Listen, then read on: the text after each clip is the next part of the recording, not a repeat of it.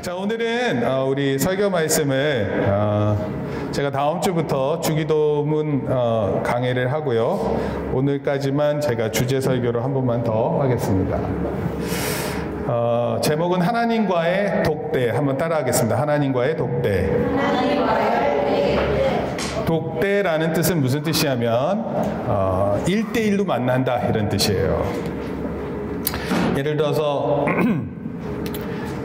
주원이하고 서윤이가 독대했어요. 그러면은 아무 일도 안 일어난 것처럼 들려요. 그렇죠? 주원이하고 서윤이하고 만나서 독대했다. 서로 만나서 얘기했다. 그러면 뭐 그렇게 중요한 얘기가 있겠어요? 있어요, 없어요? 있죠. 나름대로. 그렇죠? 나름대로 중요한 얘기 하지 않을까? 이번에 새로 나온 노래 들었어? 뭐 이러면서 얘기할 거 아니에요. 자, 그런데 이런 게 아니라 잘 들으세요. 지난주에 무슨 일 있었죠? 북미 정상회담이 있었어요. 그렇죠. 김정은 위원장하고 트럼프 대통령이 독대했다. 이런 얘기가 달라지는 거예요. 이해돼요? 윤재하고 남호가 100번을 독대해도 아무 관심이 없는데 김정은하고 트럼프 대통령이 만나잖아요? 그때는 뭔가 특별한 일이 있는 거예요. 오늘 목사님이 얘기하려고 하는 건 뭐냐면 하나님과 누가 독대할까요? 그렇죠. 우리 자신이 하나님과 혼자 만나는 때가 있는 거예요.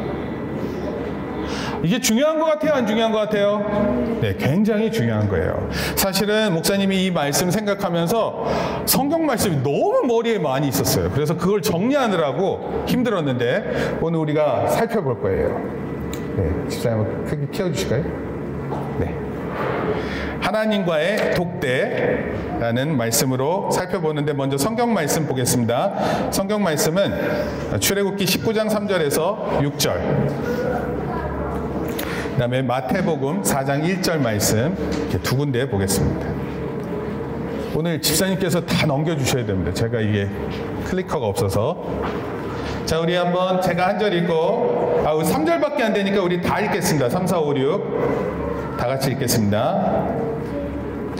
자, 시작. 모세가 하나님 앞에 올라가니 여호와께서 산에서 그를 불러 말씀하시되 너는 이같이 야곱의 집에 말하고 이스라엘 자손들에게 말하라. 내가 애굽 사람에게 어떻게 행하였음과 내가 어떻게 독수리 날개로 너희를 업어 내게로 인도하였음을 너희가 보았느니라.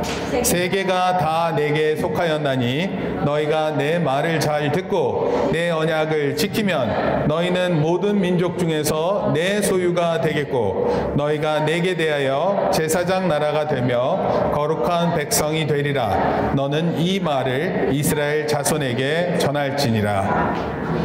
오늘 본문 말씀에서 이 말씀을 하나님께서 누구에게 얘기할까요? 모세예요. 모세. 여기 보니까 너는 6절에 너희가 내게 대하여 제사장 나라가 되고 거룩한 백성이 되리라. 너는 모세예요. 이 말을 하나님이 전해주신 말씀을 이스라엘의 자손들에게 전할지니라 이렇게 말씀하셨어요.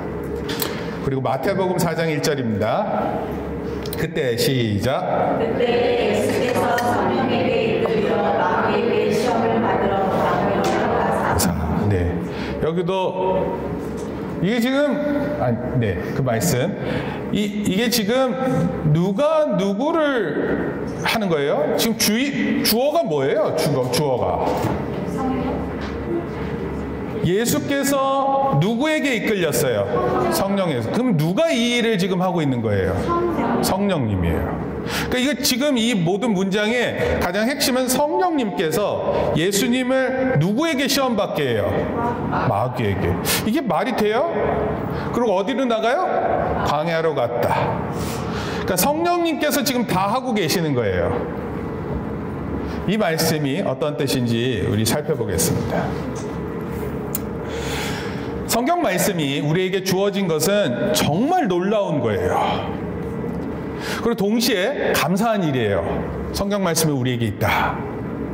이게 왜 놀랍고 감사한 일이지? 한번 생각해 볼게요. 우리나라의 고대사, 우리나라의 역사에 대한 기록은 두 개의 책이 있어요. 삼국사기하고 삼국유사예요. 들어봤어요? 삼국사기, 삼국유사. 삼국사기 하면은 김부식, 삼국유사 하면은 이련. 이렇게 두 사람의 이름을 이거 다 외워야 돼, 이거. 학교 가면 다 외워야 되는 거예요. 자, 김부식이라는 사람이 중국의 사마천이라는 사람이 그 글을 썼는데, 역사예요, 중국 역사. 그것을 본따서 우리나라 역사에 대해서 써야 되겠다 해서 고려 때 시작을 했어요. 편찬됐어요. 그때가 언제냐면 1145년, 지금부터 약 900년이 약간 안 되겠네요. 그러나 그 정도 시기 때 그런 일이 일어났어요. 그리고 삼국유사는요, 이련이라는 사람이 썼는데 1276년 충렬왕 때예요. 그때 당시에 신화, 전설, 종교 등과 관련된 이야기들을 이렇게 적어 놓은 거예요. 그러니까 그때 당시에 어떤 얘기하고 지내는지, 어떤 것이 전설적인 스토리였는지 이런 걸 읽어볼 수 있는 역사성을 가진 그런 책입니다. 놀랍죠? 옛날 얘기를 누군가 저렇게 기록을 했고, 그것을 오늘날 후손들이 책을 읽으면서 우리 선조들이 이렇게 살았다라는 것을 보는 것은 정말 흥미로운 일이에요. 재밌어요, 책을 읽으면. 역사를, 목사님은 역사를 실제로 배우는 중학교 시절 때에는 제일 재미없는 과목으로 생각했어요. 왜냐하면 다 외워야 했어요. 그러니까 역사를 외우면 재미있어요, 없어요? 재미없잖아요. 근데 역사가 왜 이런 일이 있었는지, 그때 이런 사람들이 이런 생각을 했다, 이런 식으로 책을 읽으면 정말 재밌는 책이 됩니다. 성경도요, 성경은 얼마나 오래됐을까요? 쓰여졌었던 게. 구약의 경우 율법서, 예언서, 성문서 형태로 편집된 그것이 이제 책으로 만들어진 때가 주전 400년이에요. 주전 400년이라는 건 무슨 뜻이냐면, 올해가 2019년이죠? 2019년 플러스 400을 더하면 돼요. 얼마예요? 2419년 이렇게 생각하면 되죠? 지금부터 2419년 전에 책이 쓰여졌어요. 그러니까 우리나라 역사보다도 훨씬 전, 1100년, 1200년 전인데, 그것도 1100년, 1200년 때만 만들어진 책이라도 대단하잖아요. 근데 성경은 2419년 전에 쓰여졌고, 또 문서 예언서 같은 경우는 주전 800년이에요. 800년. 그러니까 800년이라는 뜻은 2019년에 800년을 더하면 되는 거예요. 2800년 정도. 어마어마하게 오래된 역사를 있던 이야기를 이렇게 쓴 거예요. 우리나라 역사보다 약 1600년 전에 일어난 기록된 것들입니다.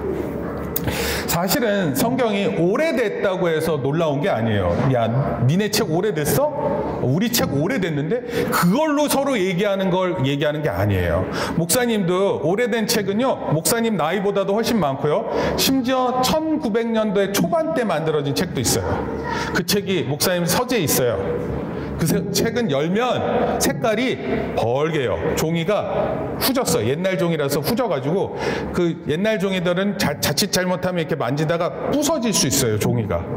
그래서 이제 하도 오래된 종이들은 물에다 담가놔요. 젤리 같은 데다가 담가놔서 도서관 같은 데 가면은 오래된 책들은 그렇게 보관을 해서 책을 볼 수 있게 해요. 여러분, 단순히 책이 오래됐다라는 것을 의미하는 게 아니에요. 성경은요, 오래된 것도 놀랍지만 더 중요한 것은 성경을 통해서 하나님이 우리의 창조주이심을 선명하게 말씀하고 있어요. 너희들 누가 만들었는지 알아? 하나님이죠. 그것을 책에서 설명하고 있어요. 생명의 근원이 어디에서 시작됐는지 말씀하고 있어요. 그리고 복된 사람이 어떤 사람인지를 말씀하고 있어요. 그리고 어떻게 사람이 구원받는지에 대해서 말씀하고 있어요.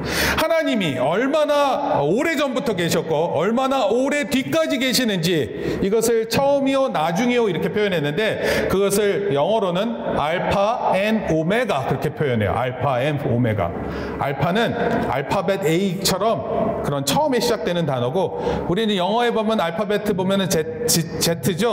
근데 Z인데 그 헬라어는 오메가예요. 오메가. 그래서 알파와 오메가, 처음이요 나중 이렇게 표현했어요. 그런 하나님을 믿을 수 있게 해주는 놀라운 책이에요. 여러분, 아무것도 모를 때는 누가 누구를 믿어야 될지 모르는데 성경은 오래돼서 기록된 것을 설명하는데 하나님이 누구신지, 또 그 하나님을 통해 어떻게 구원을 받는지, 하나님께서 우리를 어떻게 보시는지를 말씀해 주시는 놀라운 책입니다. 그러니까 여러분, 성경책을 읽어야 돼요. 성경 말씀을 통해서 하나님의 모습을 들여다봐야 돼요. 그리고 그 하나님이 오늘 나에게 무슨 말씀하시는지를 들어야 돼요. 여러분, 그런 사람들이 단순히 복된 사람이 아니라 가장 어려운 때 힘을 낼 수 있는 사람이에요. 아무도 못한다고 말할 때 그 사람은 할 수 있다 말하는 사람이 돼요. 여러분, 이런 능력이 있는 사람이 돼야 돼요. 보통 스포츠 경기를 보면은 좀 운동을 하다가 보면 예를 들어서 우리가 1대 0으로 우리가 이기고 있으면 그때는 막 힘이 더 나서 막 뛰게 되는데, 지고 있잖아요? 그러면 이걸 생각보다 다시 이겨내기가 되게 힘들어요. 그러면 어느 정도 시간이 많이 흐르면 그때 막 포기해요. 이 게임은 포기해야 되겠다. 근데 스포츠는 그런 거를 생각하려고 게임을 하는 게 아니에요. 포기하려고가 아니라 포기를 모르고, 포기할 줄을 모르고 끝까지 달려가는 것이 무엇인지를 경험하기 위해서 가는 거예요. 저도 괜찮아요. 근데 중요한 건 질 때 지더라도 나는 절대로 포기하지 않는다는 것을 보여주는 게 굉장히 중요한 거예요. 그래서 스포츠를 할 때 때로는 예를 들어서 이렇게 음악 경연 대회 같은 거 있잖아요. 그렇죠? 그럼 그런 거 통해서 사람들이 할 때 막 긴장감이 있고 막 열심히 하다가 내가 질 것 같다 그러면 그 사람이 낙심한 얼굴 표정들이 막 잡히는데, 목사님은 그런 거 좋아하지 않아요. 그런 때 내가 지는 것이 뻔하고 내가 지더라도 그때 내가 할 수 있는 것을 최선을 다하겠다, 이런 마음으로 덤비는 그런 모습이 중요해요. 그런데 성경은 이런 모습을 우리에게 분명히 가르쳐주고 계세요. 여러분, 성경은 어떤 책일까요? 성경은요, 역사 속의 하나님을 묵상하며 오늘을 깨닫는 거예요. 이게 좀 멋있는 말인데. 역사 속의 하나님을 묵상하면서 예전에 하나님께서 어떻게 사람들을 이끄시고 인도하셨는지를, 그것을 배우면서 오늘 내 자신과 오늘 내가 어떻게 살아야 될지를 깨닫는 거예요. 놀라운 말씀이에요. 만약에 성경을 읽고도 내가 어떻게 살아야 될지 모른다, 이거는 그러니까 목사님 생각할 때는 가장 어리석은 사람들 중에 한 사람이에요. 성경을 읽었는데 하나님을 모른다? 성경을 읽었는데 구원이 어떻게 이루어지는지를 모른다? 성경을 읽었는데 하나님의 사람들이 어떻게 살았고 내가 어떻게 살아야 될지 이것을 못 깨닫는다? 이런 사람처럼 어리석은 것은 없다 해도 과언이 아니에요. 따라서 성경 속에 하나님 일하셨는데 그 역사하셨던 일을 보면서 오늘 나에게 어떤 일을 이루실 것인지를, 그것을 배우는 거예요. 성경을 기록한 사람들은요, 하나님과 독대했어요. 독대. 1대1로 마주섰어요. 그리고 그 하나님께서 주시는 말씀을 기록했어요. 여러분, 목사님은요, 개인적으로 어떤 사람들이 목사님한테 던져주는 말들이 있어요. 근데 그 말들이 굉장히 중요하다고 생각할 때는 마음에 간직해요. 마음에 간직합니다. 근데 어떤 사람은요, 목사님한테 던져주는 말이 참 믿음의 말인 표현이 있는데 어떤 사람은 믿음이 하나도 없어요. 여러분, 어떤 사람이 되고 싶으세요? 이렇게 믿음직스럽고 듬직한 사람의 모습을 말하는 그런 사람이 되고 싶어요? 아니면 항상 걱정하고 두려움 가운데 있고 무서워하고 이러는 사람의 표현만 들려주고 싶어요? 성경을 기록한 사람들이 하나님과 독대하면서 하나님께서 겁주셨을 것 같아요. 너 까불면 큰일 나. 너 지금 봤지? 너 이거 망하는 길이야. 여러분, 하나님이 이렇게 얘기했을 것 같으세요? 아니에요. 설령 망한다 할지라도 그러나 내가 너를 다시 세워주겠다고 약속하셨고 내가 너를 구원해내겠다고 약속하셨어요. 성경 어디를 봐도 소망이 끊긴 적이 없어요. 하나님께서 반드시 너를 지키겠다고 약속하셨고 하나님께서 예수님을 우리에게 보내주셔서 우리를 구원코자 하시는 그 열심을 하나님 보여주셨어요. 근데 그것을 깨닫는 거예요. 하나님을 하나님을 마주하며 깨닫는 것은 하나님이 우리에게 사명을 주세요. 사명이라는 것은 무슨 뜻이냐면, 목사님이 조금 어렵게 얘기했는데, 사명은 뭐냐면 내가 너에게 이 땅에서 해야 할 일이 무엇인지 가르쳐 주시겠다고 약속하셨어요. 그러니까 성경을 읽으면서 어떤 마음이 들어야 되냐면, 역사 속에 어떤 일이 있었고 오늘 나에게 이런 교훈을 주시는 거나 이걸 깨달을 뿐만 아니라 오늘 내가 무슨 일을 해야 되는구나, 이것도 알게 돼요. 나 어떤 사람이 돼서 살아야 되겠구나, 이걸 알게 하세요. 여러분, 요즘 청년들이 꿈이 없다 그래요. 꿈이 없는 것 자체가 아주 틀린 거는 아니에요. 그러나 평생 꿈이 없으면 그건 말이 안 돼요. 어린아이들 때 너 꿈이 뭐니? 그러면 아주 어린아이들은 전 대통령이요, 이런 거 막 얘기해요, 서슴없이.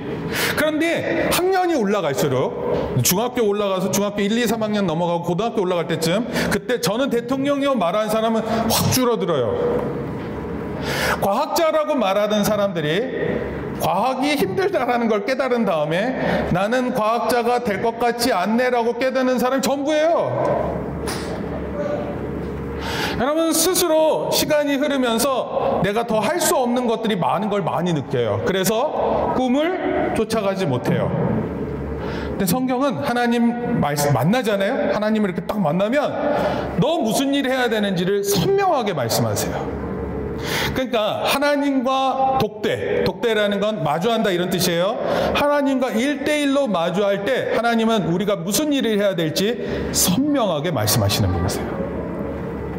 만약에 만났는데 이런 거 얘기하면 안 되겠죠. 하나님, 제가 다저스를 좋아하는데요, 이번에 우승할까요? 이게 우리 인생의 목표예요? 이런 거 되게 어리석은 거예요.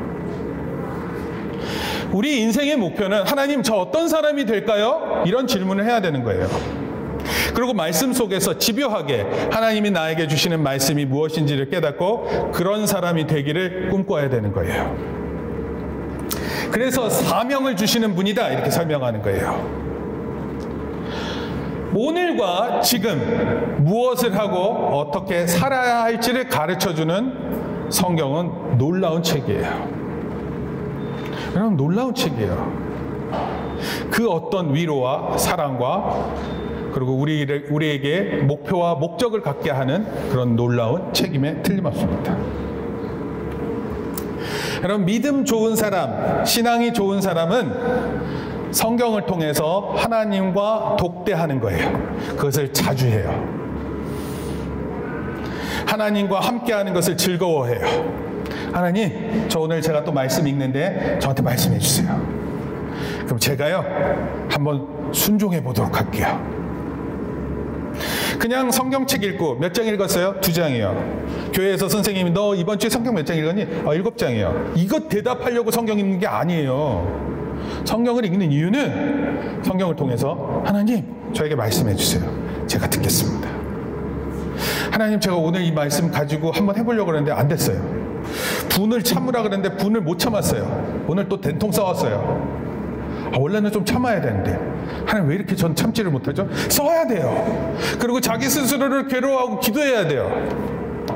여러분, 말씀 속에서 지속적으로 하나님과 대화하고 그 대화를 통해 하나님을 마주하는 사람은 그 사람이 변하게 돼 있어요.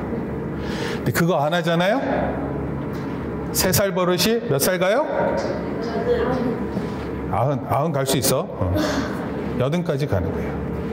어렸을 때 버릇이 나중까지 간다라는 걸 생각한다면 정말 소름 끼쳐요. 소름 끼쳐. 오늘 우리가 찬양했는데 내 영혼이 하나님과 마주할 그때에 근심과 고뇌의 옷을 벗고 영원히 살리라, 영원히 누리리, 이렇게 표현했어요. 이게 중요한 거예요. 하나님과 마주할 그때 내가 가지고 있는 근심이 커요? 하나님이 커요? 내가 가지고 있는 걱정거리가 커요? 하나님이 크세요? 하나님보다 더 큰 문제와 걱정거리는 없어요. 따라서 하나님을 마주하면 그 모든 것들이 다 작아지는 거예요. 심리학적으로 보통 트라우마라 그래서 종종 어떤 사람들이 어떤 트라우마에 이제 걸리면 너무 패닉 상태에 들어가는 거예요. 너무 무서운 거예요. 두려워하는 거예요. 예를 들어서 어떤 사람들은 손에 균이 묻을까봐, 손에 균이 이런 데 잡으면 균이 묻어야 안 묻어요? 묻잖아요. 묻어야 돼요. 그리고 균 중에는 좋은 균도 있고 나쁜 균도 있어요. 좋은 균이 많을까? 나쁜 균이 많을까? 나쁜 균이 많아요. 근데 좋은 균도 있어요. 근데 좋은 균, 나쁜 균이 있는데 모두 다 나쁜 균이라고 생각해서 이걸 안 만져요. 그래서 어떻게 하냐면 평생 하얀 색깔 장갑을 끼고 다녀요. 일종의 결벽증이에요. 뭐라고요? 그렇지만 장갑에 세균이 묻는 건 손에 묻는 건 아니잖아. 착각인데 결국 손에 다 세균이 있어요. 아무리 손을 깨끗이 씻고 하루에 12번씩 비누칠로 손을 씻어도 손에 세균이 있다 없다? 있어요. 근데 그 세균이 무서워서 심리적으로, 그래서 그 세균을 너무 무서워해서 세균을 만나지 않으려고 하얀 색깔 장갑을 평생 끼고 다니는 분이 계세요. 아주 더운 때도 하얀 색깔 장갑을 끼고 다니고 자기 집 문을 열 때도 그 장갑을 끼고 문을 돌려요. 모든 걸 건드릴 때, 그리고 사람을 만날 때도 네 안녕하세요 이렇게 하고, 될 수 있으면 만나지 이렇게 터치 안 하려고. 어떻게 살아요? 어? 네? 샤워할 때? 샤워할 때 장갑 끼 한번 알아보세요. 목사님 그것까지는 조사를 안 했어요. 여러분, 이런 두려움 있잖아요. 두려움이 사람을 이렇게 엄습하잖아요. 그러면 그 사람이 두려움에 압도당해요. 스토리 끝났어요. 이렇게 어느 순간 사람이 그러한 상황에 압도되고 그런 때가 있는데, 그때 어떻게 해야 돼요? 하나님과 마주하면 돼요. 성경을 딱 읽고 하나님과 마주하고, 하나님, 제가 하나님 볼게요. 제 두려움이 많지만 그때 하나님 보겠습니다 하고 말씀을 통해서 하나님과 마주하는 거예요. 여러분, 이런 깨달음을 기록한 게 성경이에요. 성경에 많은 사람들이 두려운 걱정이 있었는데 하나님 마주할 때 이런 거 아무것도 아니구나 알게 되는 거예요. 따라서 하나님 앞에 홀로 서는 것이 중요한 거예요. 하나님과 독대하는 거 중요한 거예요. 따라합시다. 하나님과의 독대. 네. 1대1로 만난다 이런 뜻이에요. 만약에 목사님이 지금 막 힘든 가운데 있는데 문재인 대통령이 전화가 온 거야. 경기도 광주에 계시는 하늘 영광. 문재인 대통령 연습 좀 하고 왔어야 되는 건데. 여보세요. 어떻게 그렇게 할 것 같은데. 그래서 정창정 목사님이시죠? 어렵다는 얘기 들었어요. 한번 청와대 들어오세요. 이렇게 해가지고 목사님 1대1로 만나면 모르긴 몰라도 한국에 있는 모든 신문사 저한테 연락 올걸요. 무슨 얘기 나누셨어요? 뭐 이런 거? 네? 뭐라고요? 자, 우리 하민 밥 먹으면 다 되는 거. 진짜 만찬 좀 해주세요. 네, 제가 청와대 목사님이 지금 이 상황에 청와대 가서 목사님 밥 먹으면 잘 먹을 것 같아요? 목사님 그렇게 먹고 싶지 않은데? 나무 데려가고 싶은데? 문재인 대통령님, 저희 나무 맡길 테니까요. 저희 교회 좀 도와주세요. 뭐 이렇게 얘기할 것 같아요. 독대한다라는 것은 누군가와의 깊은 얘기를 나누는 거 아니에요. 이거 되게 중요한 거 아니에요. 근데 하나님 앞에 독대하는 것을 안 사람들이 쓴 게 바로 성경책이에요. 하나님 앞에 내 영혼이 하나님과 홀로 1대1로 만나는 것을 바로 독대 이렇게 표현합니다. 성경의 몇 사람들만 조금 소개를 해볼게요. 하나님께서 아브라함을 부르실 때 막 많은 사람이 있는 데서 아브라함아 너 내가 부르는 곳으로 가 알았지? 이렇게 안 했어요. 하나님이 아브라함에게만 들려주신 거예요. 여러분, 하나님과 독대한다라는 것은 하나님이 은밀한 가운데 나에게 주신다 이런 뜻이에요. 그리고 아브라함은 하나님이 가라 그랬어요. 어디로? 그 갈 곳이 정해지지 않았어요. 그리고 이것이 바로 그의 믿음의 시작이었어요. 와, 놀랍죠? 여러분 알고 가요? 모르고 가요? 모르고 가는 거예요. 이게 진짜 믿음이에요. 하나님이 가라고 가면 그 가라는 곳에 순종하는 거예요. 그렇게 시작했고 하나님께 순종하는 바로 그것이 믿음이었어요. 아들이 없었어요. 아들을 위해서 기도했는데 25년 동안 기도했어요.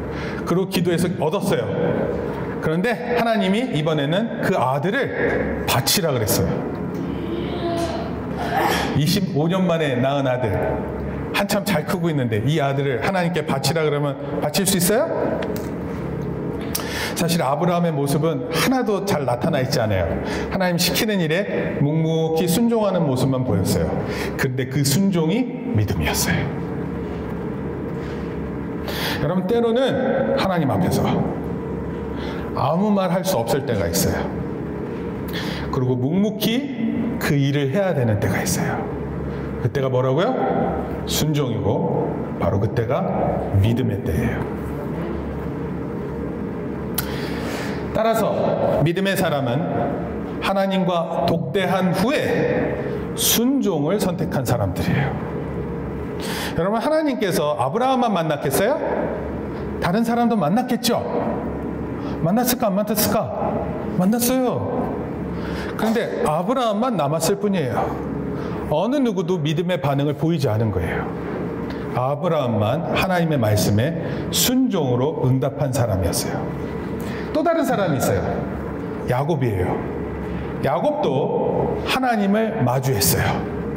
독대했어요. 약복강이라는 강이 있어요. 약복강. 네, 거기서 그 강가에서 이제 가족들을 다 내려보내고 형 에서가 막 군사를 데리고 올라오고 있었거든요. 너무 무서우니까 가족들 먼저 이렇게 순서대로 가족들이 어떻게 좀 잘 해결하라고 해서 보내고, 그리고 야곱은 약복강 강 건너편에서 있었던 거예요. 어떻게 되나 이렇게 보는 거예요. 아이고, 우리 아내가 죽나 안 죽나 이런 거 보는 거예요. 그런데 그때 하나님의 사자, 하나님 사자라는 건 호랑이 사자 이런 걸 얘기하는 게 아니라 천사예요, 천사. 근데 또 구약 성경에서는 하나님의 천사를 곧 하나님으로 봐요. 이때 그 천사와 씨름했어요. 근데 이때 하나님의 천사와 씨름한 야곱은 그 씨름한 이후에 인생이 완전히 바뀌어요. 다른 말로 하나님을 만난 후에 인생이 완전히 바뀌어요. 심지어 이름도 야곱에서 이스라엘로 바뀌어요. 네, 이스라엘. 야곱이라는 이름의 뜻은 발목을 잡는다 이런 뜻이에요. 여러분, 남의 발목 잡는 사람 이렇게 하면 이름이 좋아? 주원이라는 뜻을 해석하면요, 남의 발목을 잡는다는 뜻이에요. 좋죠? 얼마나 이름이 나쁜 이름이야, 야곱이. 근데 그 야곱의 이름을 이스라엘 이렇게 만들었어요.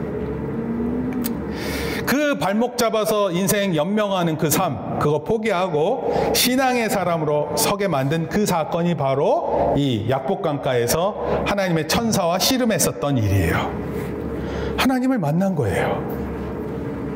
다음, 오늘 본문에서는 모세예요. 모세가 시내산에 올라가요. 시내산에 올라가는데 목사님 같았으면 이랬을 것 같아요. 한번 목사님 봐봐요. 하나님께서 십계명을 주실 때 온 백성이 다 보는데 거기 돌 두 판을 딱 세워놨더니 갑자기 번개로 글을 쓰기 시작하는 거야. 김아민 조심해 이렇게 딱 쓰면 우와, 평생 조심할 것 같지 않아? 그렇지 않아요? 하나님 제대로 믿어 이렇게 글로 확 나타내면 거기 이렇게 써놓는 거야. 나 살아있다 이렇게 딱 써놓으면 까불지 마, 거짓말하지 마 막 이렇게 쓰면 안 할 것 같잖아요. 근데 왜 하나님께서 그렇게 모든 이스라엘 백성이 보는 데서 하지 않고 왜 모세만 불러서 그걸 보게 하셨을까? 이런 생각이 들어요. 다른 뜻이 아니에요. 여러분들도 모세처럼 하나님 앞에 나아가는 거예요. 나아가는 사람은 독대하게 돼 있고요. 독대하는 사람은 하나님께서 말씀하시는 게 무엇인지 분명히 아는 거예요. 여러분, 만약에 모른다면 오늘 본문 말씀 잘 보고 깨달아야 돼요. 그렇게 해서 받은 게 뭐냐면 십계명이에요. 하나님은 모세만 올라오게 했어요. 시내산으로. 그리고 독대하셨어요. 그것도 40일간. 모세는 하나님을 마주한 후 하나님의 뜻이 어떤 것인지, 어떻게 하나님의 사람으로 살아가는지를 분명히 알았어요. 이거 꼭 지켜야 되는구나, 십계명. 그리고 돌판에 새기는 것이 아니라 마음에 새겼어요. 네, 다음 거. 돌판이 아니에요. 그 태블릿이 아니라, 태블릿이 요즘에는 이런 걸 태블릿이라고 하는데, 옛날에는 돌덩이를 가리켜서 태블릿이라고 불렀다고요. 돌판.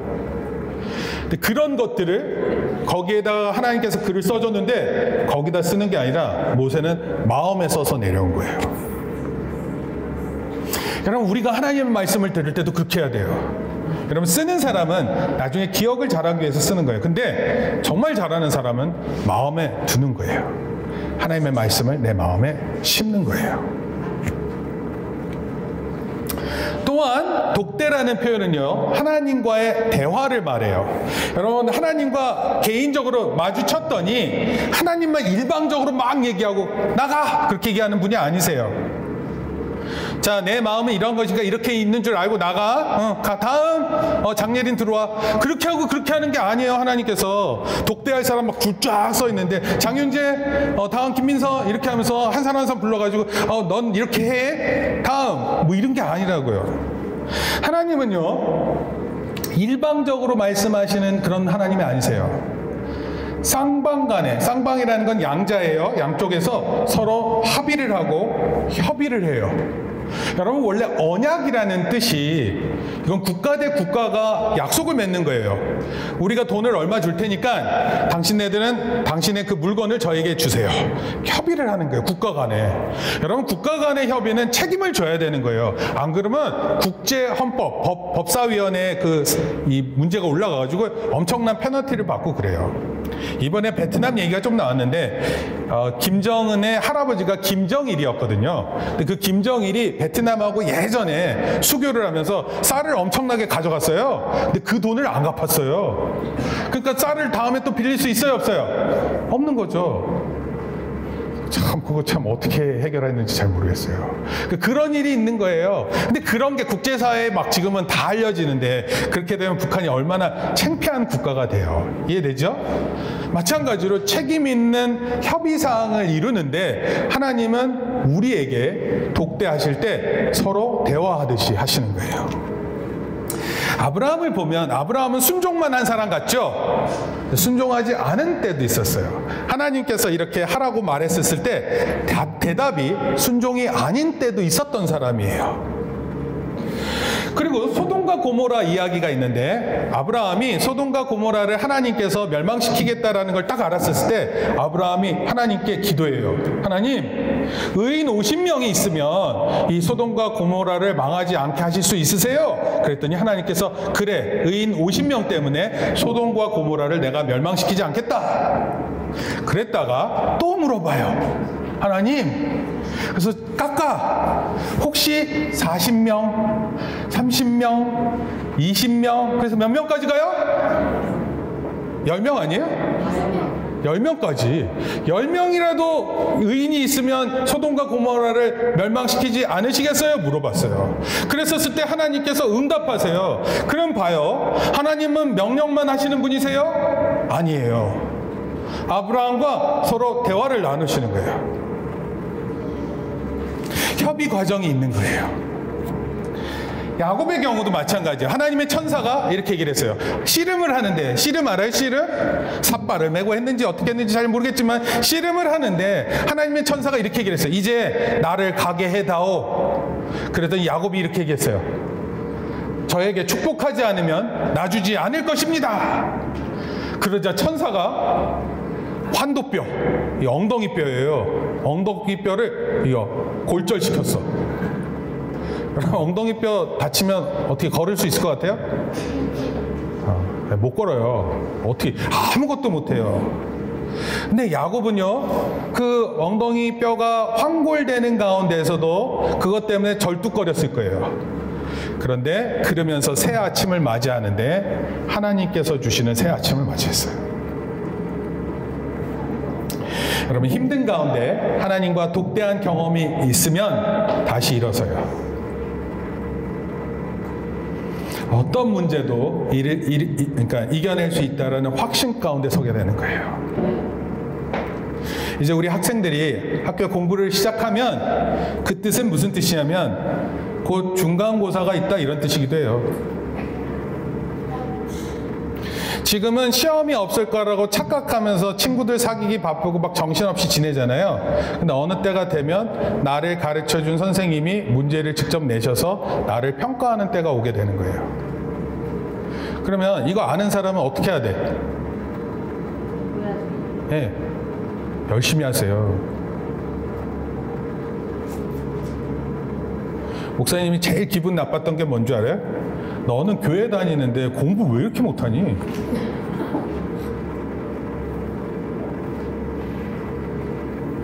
그래서 목사님이 한때 중학교 때 그런 얘기 듣고 되게 기분이 나빴어요. 그런 공부해야 돼, 안 해야 돼? 안 했어요. 안 해도 뭐 그럭저럭 점수가 나오더라고요. 뭐 고등학교도 가고 그랬어요. 근데 목표가 없었어요. 방향도 없었고. 목사님 너무 안타까워서 내 자신을 소개하면서 동시에 여러분들 그렇게 하지 말라고. 모세의 경우에는 80살 때 하나님께서 부르셨어요. 여러분 80살 때 뭐 할 수 있을까? 목사님 80대면 진기가 낳은 아들이나 중기가 낳은 딸들 이렇게 보면서 우리 딸, 우리 손녀딸 예뻐요, 우리 손자들 멋있어요 이러고 있을지 모르겠는데 너 우니? 왜 그래? 목사님은 그러고 있고 싶지는 않아요. 물론 애를 보고 자식의 자식을 본다는 건 너무 중요한 축복이긴 해요. 그런데 하나님께서 80세에도 부르신다는 소식을 듣고 다시 한번 일어설 거예요. 다시 한번 하나님이 주시는 일 안에서 노력할 거예요. 목사님이 아주 멋있는 목사님 한 분을 본 적이 있어요. 통합 측의 총회장 목사님이신데 그 목사님이 시골 교회에 가셔서 조그만 개척교회를 하시더라고요. 근데 저는 그때 너무 감동적이었어요. 대학교 교수이기도 하고 그리고 정년퇴직하셨어요. 큰 교회도 가실 수 있는데 그런 데 안 하시고 그냥 조그만 교회에서 아무도 알아보지 않는 데서 말씀하고 계셨어요. 근데 그 말씀이 놀라웠어요. 하나님의 사람은 분명하게 하나님의 인도하심을 깨닫게 돼요. 그것은 나이에 상관없어요. 모세는 80세 아무것도 할 수 없다고 생각했거든요. 그래서 하나님과 대화하면서 전 못해요 이랬거든요. 그랬더니 하나님께서 모세 대신에 말할 수 있는 아론을 세워주셨어요. 그리고 하나님의 능력이 담겨있는 지팡이, 이 지팡이 이렇게 확 던지면 뱀이 되고 뱀 꼬리를 딱 잡으면 지팡이가 되는 놀라운 하나님의 능력이 나타나는 모세, 더 매지션, 마술사 모세 뭐 이래가지고 한 거예요. 사람들이 안 믿는데 80세 된 노인을 안 믿잖아요. 근데 그 능력의 지팡이 그리고 아론이라는 말 잘하는 아론이 옆에 서서 그거를 대신해 주게 해주셨어요. 여러분 이와 같이 성경의 기록들은요 하나님과 독대한 사람들의 이야기예요. 그리고 하나님과 어떻게 협의해 가는지를 보여주고 있어요. 사무엘도 어린 나이에 부르셨어요. 하나님의 음성을 혼자 듣게 했어요. 엘리 제사장이 있었지만 사무엘이 들었어요. 그러니까 여러분 어리다고 하나님의 음성을 못 들을 거라고 착각하지 마세요. 아무래도 하나님이 더 잘 들으시고 우리 부모님이 더 잘 듣겠지 그렇게 생각하지 마세요. 여러분들도 하나님의 음성 듣기를 좋아하면 하나님께서 그 말씀 해주실 거예요. 이사야, 예레미야, 요나 등 모든 선지자가 하나님을 만났어요. 사도 바울도 다메섹에 기독교인들을 핍박하러 올라가고 있었거든요. 그러다가 거기서 예수님을 만났어요. 예수님 만나니까 바울의 인생이 바뀌었을까 안 바뀌었을까? 완전히 바뀌는 거예요. 만나야 돼요. 하나님 만나야 돼요. 예수님 만나야 돼요. 독대해야 돼요. 그리고 오늘 본문을 보면 예수님도 성령님의 이끌림을 받아 광야로 마귀에게 시험을 받으러 나가는데 여러분, 마귀에게 시험을 받으러 간다 그러면 꼭 마치 마귀가 시험 보러 오는 사람들 일로 와봐 하면서 막 시험 치르게 하는 것처럼 보이지만, 사실은 다음 거 넘겨주세요. 사실은 그게 무슨 뜻이냐면, 우리가 볼 때는 마귀에게 시험 받는 예수님처럼 보이지만 사실은 하나님이 그의 아들과 독대하는 다른 표현인 거예요. 우리의 삶의 어느 곳에서든 하나님과 독대하는 순간으로 만들 수 있는 거예요. 여러분, 이런 거죠. 거짓말하지 말라 그랬는데 거짓말을 안 해야 되겠는데, 나를 모르는 사람하고 대화할 때 거짓말하기 쉽죠. 나를 모르니까. 길 걸어가다가 서로 만나가지고 얘기하는데 거기서 내가 거짓말하는지 안 거짓말하는지 그 중요한 중에, 그러니까 자기를 이렇게 그럴듯하게 말하는 거예요. 저희 집은요, 경기도 광주에 약 50억 원짜리 집에 살고 있죠. 지하철 타고 가면서. 할 수 있어요? 못 알아요? 몰라요. 근데 마음에 이런 마음이 드는 거죠. 그런 식으로 해서 뭐하고 살래 이 사람아? 하면서 마음속에서 막 소리가 있는 거야. 50억짜리 집에 사는 게 뭐 이렇게 대단해? 좋은 차 타고 다닌다고 겉으로 얘기하는 게 뭐 이렇게 대단해? 중요한 거 아니에요. 그럼 제일 중요한 건 하나님을 만나고 독대하는 거예요. 그리고 사람을 만날 때 마치 그 옆에 하나님이 계시는 것처럼 만나는 거예요. 그리고 거짓말하지 말아야지. 내 마음에 그것을 두는 거예요.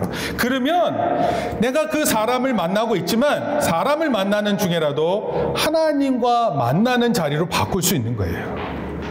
이게 바로 하나님의 독대함을 이렇게 넓게 의미로 해석할 수 있는 거예요. 예수님도요, 예수님 공생애 동안 어느 때는 하나님과 독대했고 십자가를 지기 전날 밤 마지막으로 하나님과 독대했어요. 그리고 십자가를 지라는 하나님의 음성에 십자가를 지겠다 순종하신 거예요. 자, 그래서 오늘 제가 하나님과 독대하는 게 무슨 뜻인지 한 가지만 딱 말씀드릴게요. 네, 넘겨주시죠. 본론이에요, 이제. 따라합시다. 시작. 필수적인 게 뭐예요? 네? 꼭 해야 되는 거. 반드시 있는 거예요. 오늘 한번 거기 쓸 수 있으면 적어보세요. 언제 독대해야 될지를 써보세요. 나는 하나님과 언제 독대합니다. 언제 독대할래요? 언제 독대하는 거예요? 하나님 말씀 볼 때 독대하는 거예요. 그거 언제 하겠냐고. 하나님 말씀 읽는 거 언제 하실래요? 언제? 언제가 하나님 말씀 읽기가 좋아요? 아침이에요? 저녁이에요? 저녁이에요? 될 수 있으면 미루는 거예요. 목사님은요, 아침에 일찍 하는 걸 좋아했는데 시간이 안 되면 저녁이라도 하는 거예요. 그거는 언제든 하면 돼요. 그 대신 반드시 해야 돼요. 왠 줄 알아요? 필수적인 거기 때문에 그래요. 하나님과 홀로 우리 영혼이 마주하는 그때를 가지는 거예요. 김현승이라는 시인, 이 사람 이제 많이 소개했었는데 이 사람이 이런 표현도 시도 썼어요. 가을에는 홀로 기도하게 하소서. 오늘 그 시는 안 얘기할게요. 근데 이 기도에 대한, 하나님과 독대하는 것에 대한 노래예요. 하나님과의 독대를 통해 하나님은 직접 말씀하세요. 하나님께서 말씀하세요, 우리에게. 그리고 깨닫게 하세요. 때로는요, 하나님이 아무 말 없으신 것처럼 보이지만 사실상 그때는 하나님께서 놀랍게 인도하시는 거예요. 믿는 거예요. 하나님의 사람들은 믿음이 기본이에요.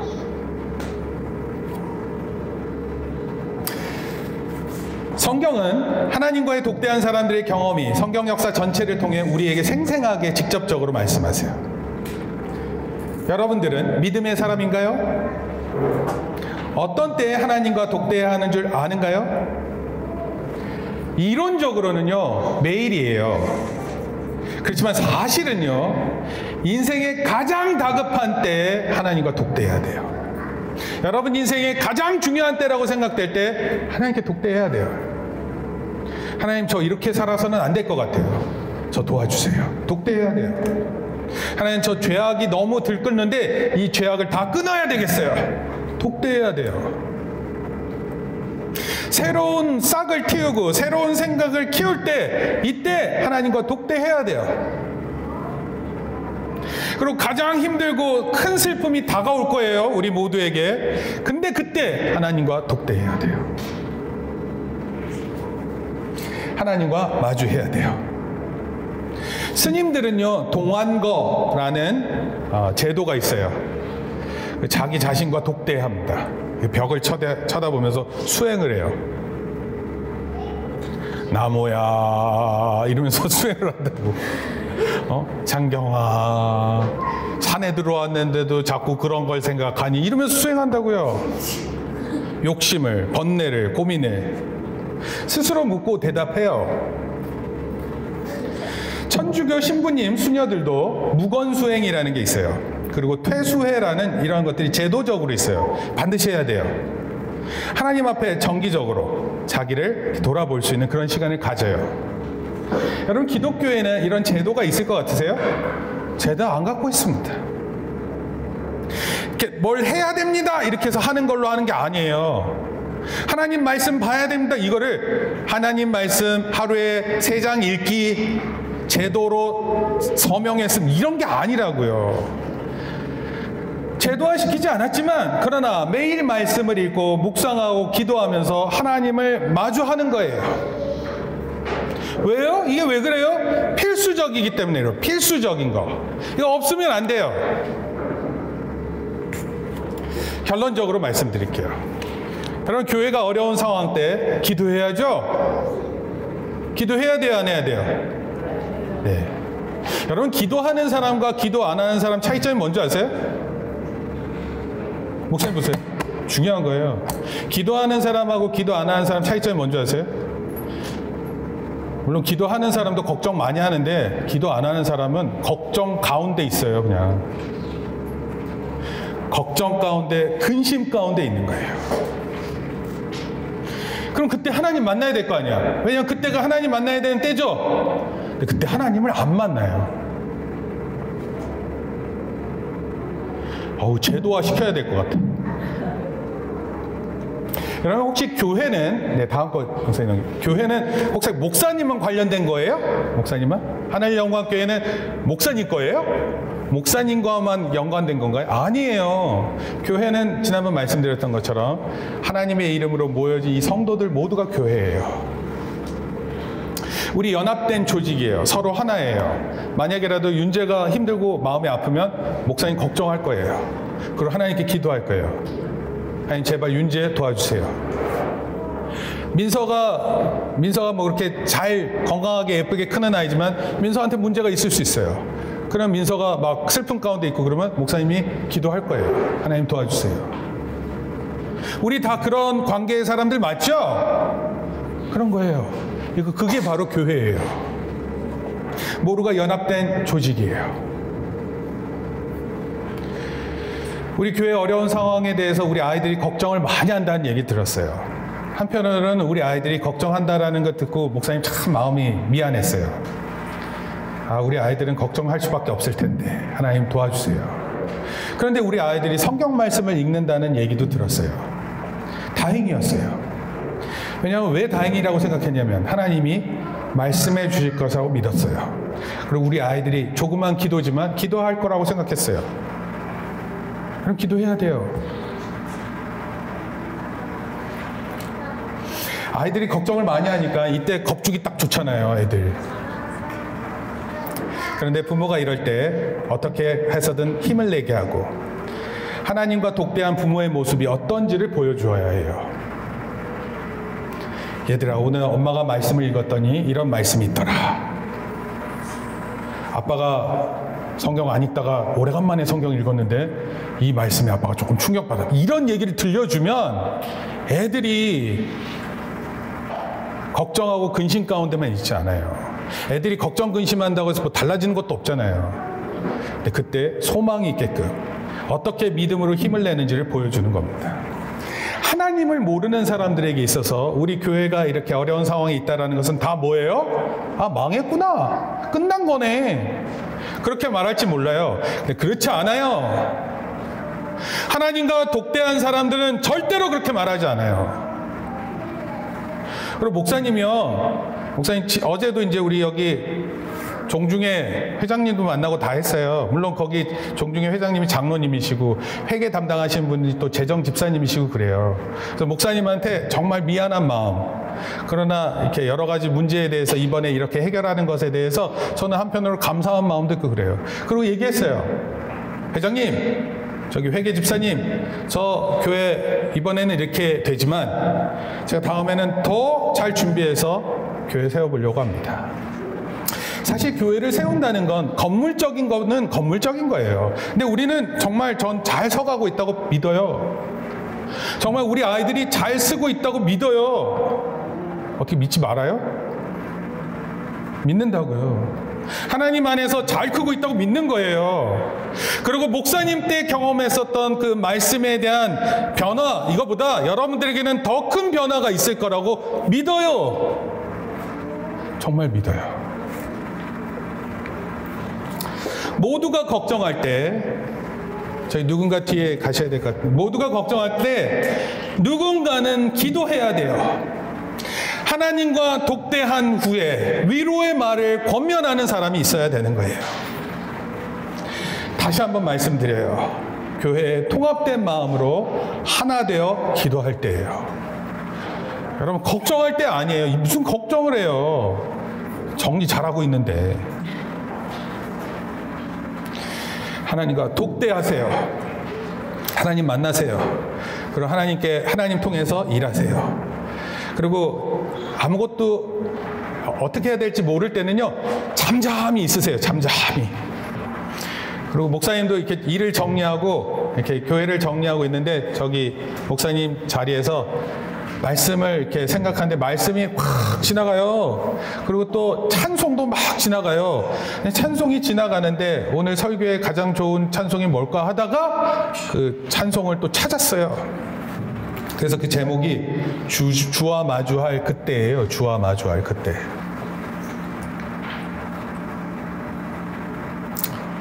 잠잠히 때를 기다리세요. 사랑하는 성도 여러분, 2019년 3월 3일 하나님과 독대할 때예요. 집에 가셔서 하나님 말씀 보면서 생각하세요. 그리고 제발 이런 걸로 목사님한테 메시지 좀 해봐. 목사님, 저 오늘 말씀 읽다가 저에게 주시는 말씀이 있었어요. 우리를 교회를 향한 말씀이기도 해요. 하면서 이런 거 좀 써봐요.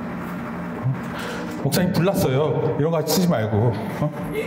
협상 결렬됐대요. 트럼프가 웬? 뭐 이런 거 메시지 보내지 말고. BTS가 또 뭘 했대요. 이런 그만하고 하나님하고 독대하는 거예요. 이거를 목사님 오늘 강조하는 거예요. 또 강조할 거예요. 그래서 이번 한 주간 하나님과 독대하는 한 주간 되길 바라요. 목사님은 이번 주에 정리를 다 한 후에 정말 잘 쉬어보려고 그래요. 잘 쉬고 온 세상을 바꿀 수 있는 새 힘을 얻으려고 그래요. 그래서 우리 믿음으로 걸어갑시다. 목사님 이렇게 꿈꾸고 있어요. 1층은 식당, 2층은 예배실, 3층은 우리 공부할 수 있는 곳, 그리고 4층은 우리 학생들 뛰어놀 수 있는 공간. 방범창? 방방장. 아, 방방장?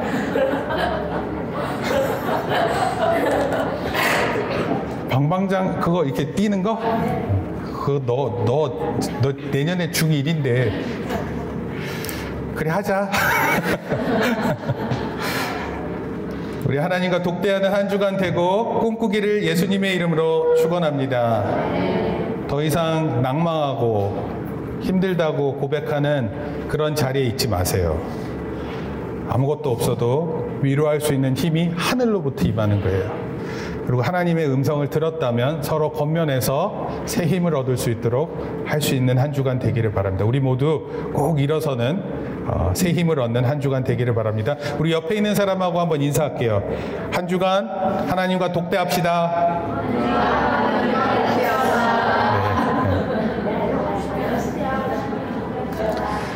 이러면서 나가면서 독대가 뭐야? 그러면 유튜브에 들어가서 목사님 설교를 들으시면 되겠습니다. 같이 기도하겠습니다. 가장 어려운 때에 가장 우리의 큰 믿음으로 하나님 앞에 나아갑니다. 우리를 만드시고 또 우리에게 영원한 생명을 약속하시고 우리와 언약의 관계를 맺고 또 우리가 소원하고 소망하는 가운데 하나님 그 뜻을 이루어가기를 원하시는 줄 믿고 살게 하심을 감사드립니다. 하나님의 많은 사람들의 이야기 우리 안에도 있게 하여 주시옵소서. 이제는 듣던 이야기가 우리의 삶의 이야기가 될 수 있게 도와주시옵소서. 하나님과 마주하는 그때가 가장 복되고 가장 누릴 수 있는 시간임을 깨닫고 돌아가는 우리 모두 되기를 예수님의 이름으로 기도합니다. 이제는 우리 주 예수 그리스도의 은혜와 하나님 아버지의 크신 사랑과 성령님의 감화 감동 교통하심이 하나님과 마주하고 어느 때든 하나님과 독대하기로 다짐하고 돌아가는 우리 성도들, 우리 사랑하는 자녀들 머리 위에 이제부터 영원토록 함께 있을지어다. 아멘. 우리 박수로 하나님께 영광 돌립니다.